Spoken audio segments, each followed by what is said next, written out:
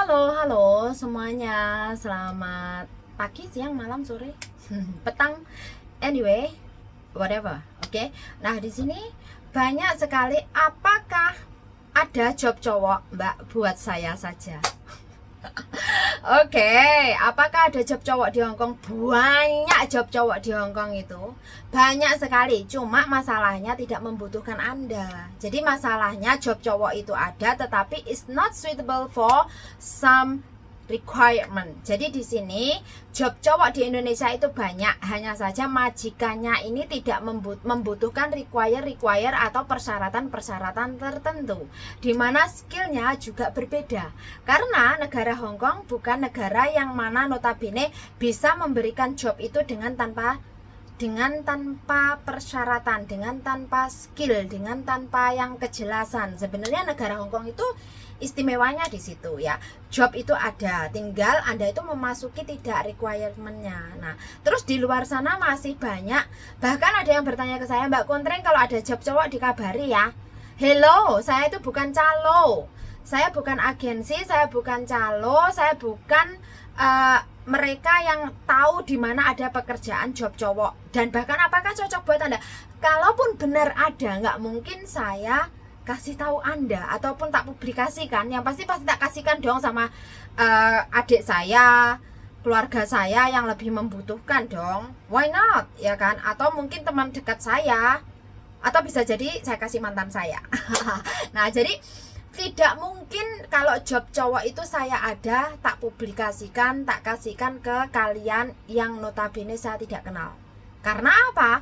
Yang pasti saya kalau mau memberikan satu job, jangankan kepada cowok, kepada anak-anak saja saya menunggu, saya kenal betul orang ini.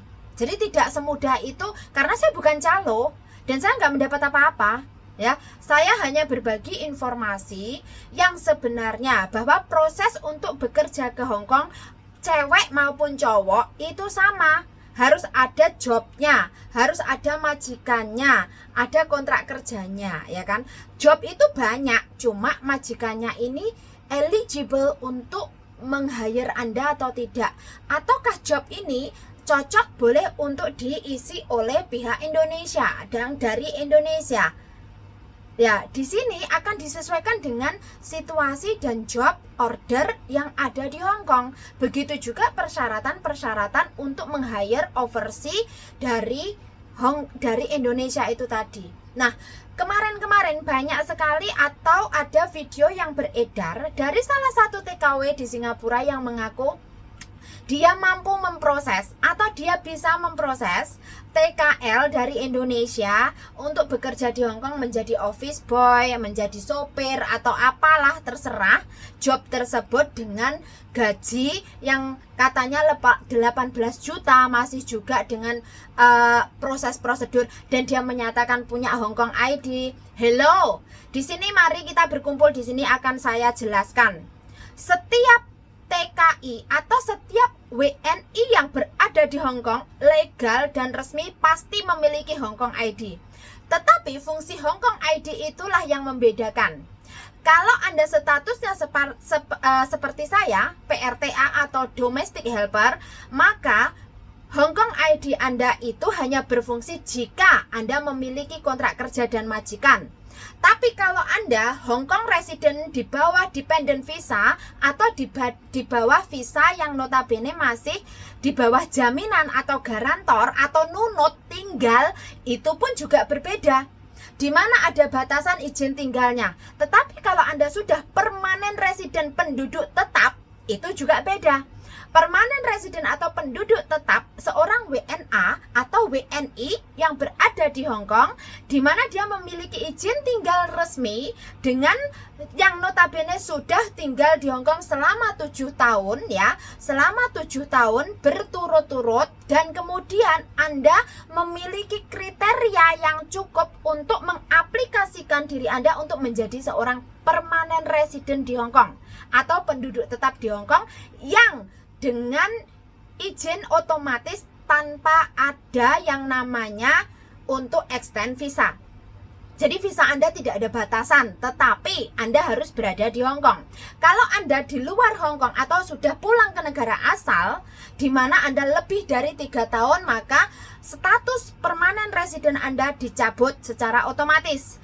Dan di saat Anda kembali ke Hong Kong, Anda harus kembali lagi untuk mengaplikasikan status permanen residen Anda atau status PR Anda.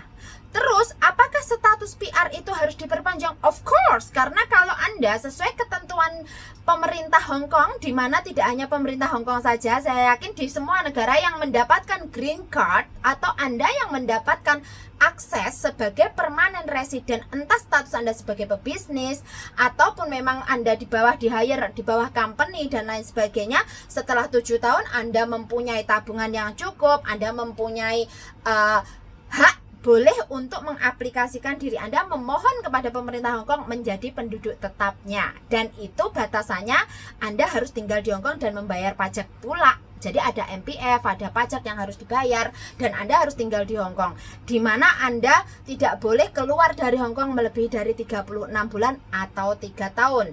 Disinilah bedanya, dan itu kode-kode Hong Kong ID itu berbeda. Khusus untuk domestic helper kodenya adalah W atau WX. Kalau untuk mereka yang dengan status spouse atau married atau menikah dengan warga Hong Kong atau dengan WNA yang ada di Hong Kong yang statusnya juga permanent resident, maka status Anda menjadi untuk Hong Kong ID-nya di-upgrade menjadi kode M. Ya, yang dulunya ada R tapi sekarang R sudah ditiadakan, yang ada adalah M. Tetapi kalau Anda dengan dependent visa Anda, di mana Anda sudah independent visa yang notabene di hire pula oleh oleh salah satu perusahaan, itu bisa kodenya F. Jadi kode-kode Hong Kong ID itu mempengaruhi status izin tinggal Anda. Dan apa fungsinya? Ya fungsinya itu tadi, kalau Anda ada di hire di bawah F, itu kondisinya Anda masih di-hire menjadi pekerja company tersebut. Tetapi kalau ternyata visa Anda diputus, Anda pun juga Hong Kong ID-nya tidak berfungsi. Yang artinya setiap pekerjaan di Hong Kong itu memiliki requirement atau persyaratan tertentu.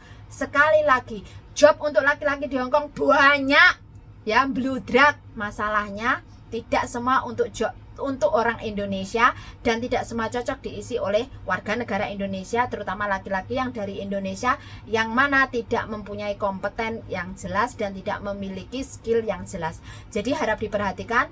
Sekali lagi, Kontreng bukan calo, Kontreng bukan agen, Kontreng hanyalah PMI yang berbagi informasi. Kalau Anda melihat YouTube saya dan kemudian Anda menghubungi saya seolah saya adalah calo, Anda salah tempat. Oke? Kaya.